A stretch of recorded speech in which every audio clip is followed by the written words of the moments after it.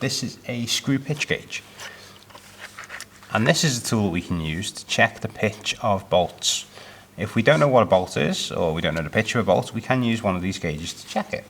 Now, they're very similar to a feeler gauge. They have a little fold-out section inside each body that is comprised of many, many different types of blade. And on each blade is a number. Say this first one has a 1.1 stamped on it. If we go to this one has a 1.9 stamped on it. This is a 1.7, and that is the pitch. So this is a pitch of 1.7. If we go to something a bit more familiar, so that is a 1.25 pitch. If I get our M8 bolts from earlier, my hope is that this 1.25 pitch gauge should fit our M8 bolt pretty much perfectly. And yes, it does. So I've confirmed that that bolt has a pitch of 1.25.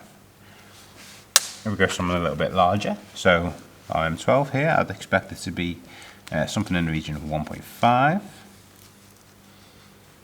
So I've got my 1.5 pitch blade out, and I can check that. Oh, no, it isn't. So if I was to go and tap a hole with pitch of 1.5, that would not work. So let's go again, 1.7. Is 1.7 close? 1.7 sort of fits, but I know that isn't quite right. It's rocking a little bit and it doesn't seem too tight. Let's go to the next one, 1.75. Surely this is it, 1.75. Let's try. Yeah, so that's a nice snug fit. I can't rock it forward and backward, although I'm trying to.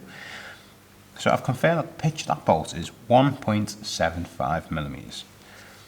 So I know that my tap for that would be a M12 by 1.75. They do have a fine side as well, with many, many options for the smaller bolts. But they're a pretty handy tool to have knocking around for when you are tapping holes and identifying bolts.